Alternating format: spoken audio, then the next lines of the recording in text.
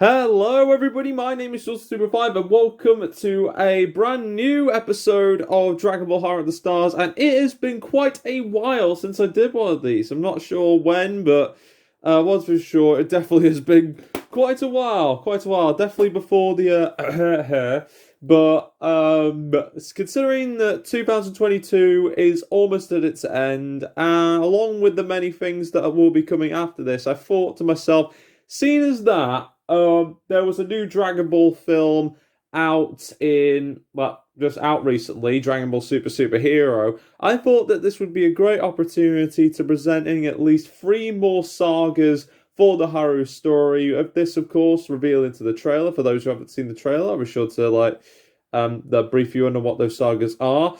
For which of course these sagas. Hang on, there we go. Just got those together. So the final chapters will be covering the Tarbal and Alma saga, which is inspired by Kishinpain, the YouTuber Kishinpain, for part one, and then part two coming in early November. We are going to have a saga that is based around the new movie Dragon Ball Super Hero, and being a Haru of the Stars story, some parts of it may be different, some parts of it may be improved, or some parts may stay the same. But if Haru of the Stars, managed to have a good few episodes in there, and I do apologize if there wasn't any Dragon Ball Super Haru of the Stars for quite a long time. But I will confess, I didn't know how to proceed on with the arcs from the manga. I mean, I tried on a good number of occasions to get into the Moro and Granola art, but there was just no way of writing that in. So I thought, by ending it off originally, I thought that would be a good ending point. But because we have a new movie, I thought it would be a good idea to at least do at least one or three final sagas before I wrap up the series entirely and on to the next rewrite. Oh, spoilers! I shouldn't tell you that, but of course will come out in 2023, and there'll definitely be a trailer at the end of part two of Haru of the Stars. So I highly recommend you stay tuned for that. So, but of course, this video is going to cover the first two sagas, and then the rest of it is going to finish off with the Dragon Ball Super Hero saga. But I will say that the upcoming sagas will take place, chronologically after the Granola saga. So that way we get to see things like I don't know, some brand new forms, but a bit of a nod to the canon in the manga, but also fuse it with the anime timeline. So the Moro and Granola arcs did happen.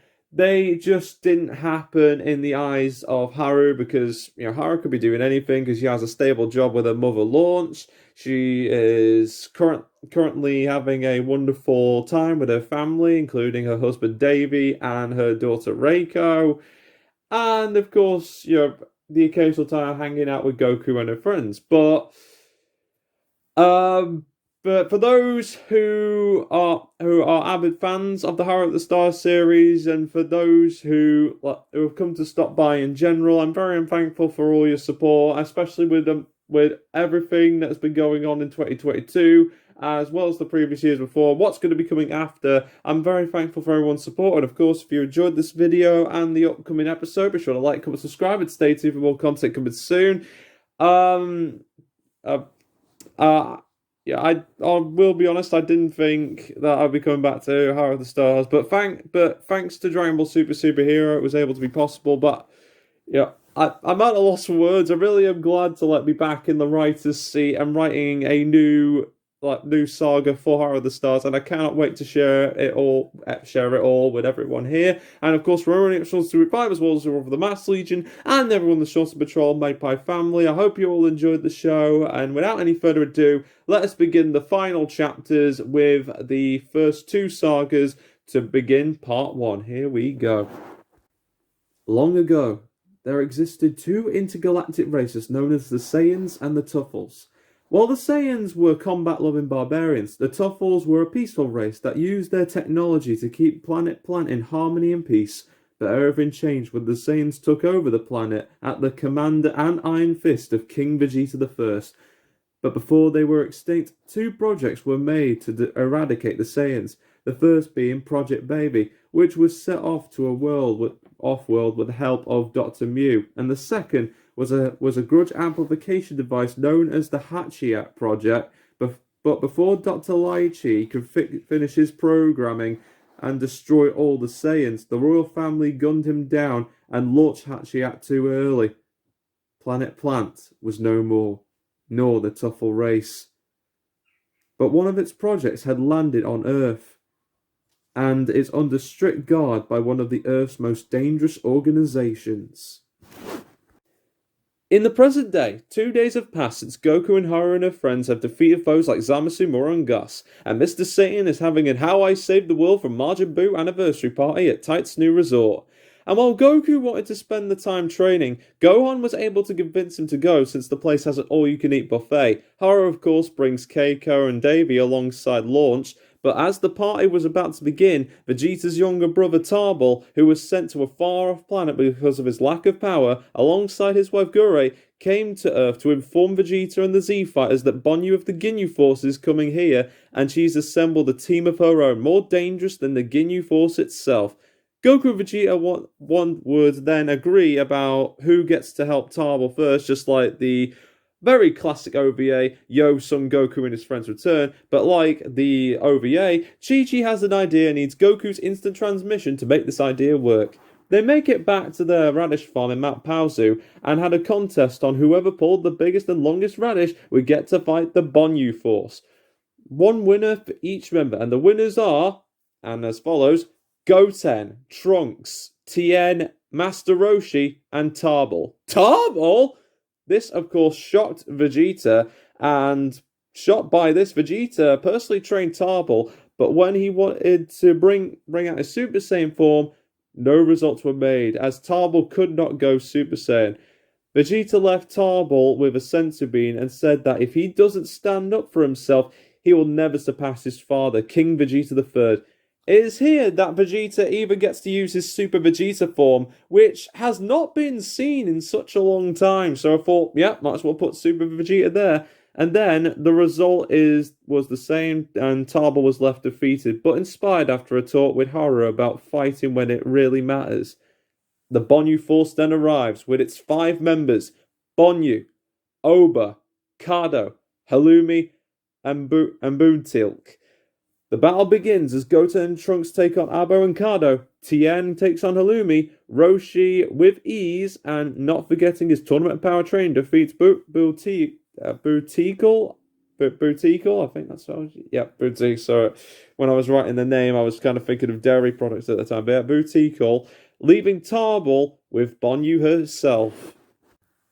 Bonyu, however, totally annihilates Tarbell after putting up a good fight, making Vegeta angry and Goku more itchier for a fight. Meanwhile, Abo and Kado fuse into Akka during their fight with Goten and Trunks, and even though Gotenks put up a very good fight, he was blown away when Akka went out of control. The Bonyus tried to stop Akka, but it was not enough. He then fired his energy blasts. Gurei then got hit by the blast, and that made Tarbell angry. So angry, in fact, that he finally transformed into the golden Super Saiyan warrior he was meant to be and sent Akka flying into space with his own Gallic gun. After the battle, the Bonyus apologize for Akka's rampage, and Bonyu also reveals that neither she or her team are working for the Frieza Force, much to the relief of our heroes. But for Mr. Satan, his anniversary was in ruins along with the venue that he was hosting it in. But Videl and everyone helped each other out in repairing things, just in time for the buffet, to which Goku and Vegeta have a nice friendly food-eating match, just of course like the OVA. As our heroes enjoyed their party, someone was watching Goku's battles via an angel staff, much like Whis'. The mysterious girl smarts, destroys a planet, and sets her sights onto Earth. Meanwhile, Goku has a nightmare about a mysterious girl who was a lost friend of his, who then wanted to kill him, then wanted to erase his memories just before he was woken up by a newly revived King Kai. King Kai informs him that a planet in the South Galaxy was destroyed and wants Goku to help find the culprit. But then, as soon as Goku arrived on King Kai's planet, the Grand Minister was there to have a word with Goku to ask if his memories had been altered. Goku was confused, but the Grand Minister told Goku how there was another fallen angel other than Meris, and her name was Alma. And then, just then, something clicked into Goku's mind. Meanwhile on Earth, the mysterious girl appears at the resort and demands for Goku. And when Gohan tries to calm the situation down, the mysterious girl knocks Gohan out.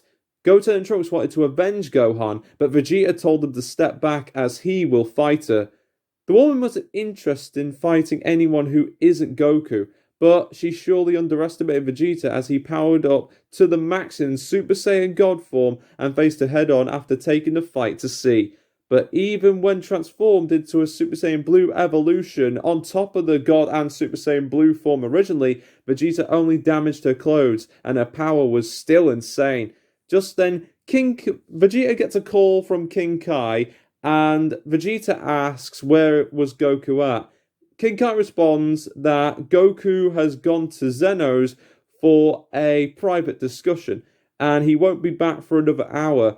Backed against the wall, Vegeta had only one trump card remaining to hold off for that 1 hour. This is the Haru of the Stars debut of Ultra Ego.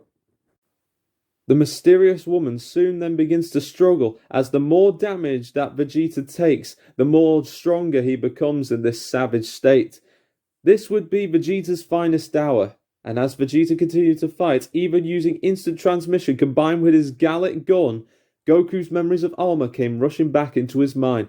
Back in his younger days, Goku met Alma one day when catching fish and took her to see his grandpa Gohan. The three became a merry bunch after a sparring match between Goku and Alma, but Alma was still haunted and angry by the resentment by the Grand Minister. Due to her power and lust for battle, that caused the galaxy to be destroyed in the process. She was banished from the heavenly realm, and the Grand Minister told her that a rebel like her doesn't deserve a family. And while Alma did find some temporary comfort in Gohan and Goku's care, all of that changed at the night of the full moon, the night that Grandpa Gohan died, and Alma was furious to find out that Goku was the great ape that killed him all along. After shooting off his tail, Alma wanted to then kill Goku for what he had done, but chose to save Gohan instead. But try as she might, and even losing her angel powers in the process, Grandpa Gohan was already dead. Struck with grief and regret, Alma erases Goku's memories of her and leaves the Earth, never to return. Back at the present, the mysterious woman could fake no more, as her skin turned light blue and her hair turned white when Vegeta tries to land a punch at her, but she catches it. That woman is none other than the fallen angel Alma, standing before a very shocked Vegeta. Alma then takes out Vegeta, knocking him down to the ground, but before she could land a final blow, as soon as Vegeta hit the ground hard, Goku lands a swift kick to intercept. The two were once again face to face. As everyone was able to finally breathe, Goku tells Alma that he wants that fight she promised him if he became as strong as Alma with his own strength, and they agreed to take it into space to avoid any casualties. Goku transforms into a Super Saiyan 2 and the fight begins. This made Alma mad as she felt insulted after all she had been through to get stronger for Goku, all the foes she's killed, all the planets she destroyed. This, of course, made Goku want to honor her memory, and in a quick, split-second decision, turns into a Super Saiyan God and kicks Alma back. And then he demands to know what Alma has been doing and what has she meant by what she said. Alma tells Goku that after she left Earth, she went and fought strong warriors to get stronger for Goku, but the memories of Gohan's death kept flowing back and the trauma doesn't go away. She begins to lose faith in even mortals and vowed that if she ever met Goku again, she was going to kill him like he did his father. Goku didn't know what she meant, likely due to the end of the Granola Saga, but she wasn't talking about Bardock, but Grandpa Gohan. Furious that Alma had sunk so low, he transformed into a Super Saiyan Blue and charges at Alma with a chivalrous barrage of attacks. Goku calls out on Alma's failure to move on and that he knows he was the one that killed Grandpa Gohan, all thanks to his encounter with Vegeta, and nothing will change. But he did his best to make up for that and move on. This, however, ultimately angered Alma more and more, and when Goku used Kaioken times 20 against her as Super Saiyan Blue, Alma knocked him out with an invisible flurry of attacks from one flick to the forehead.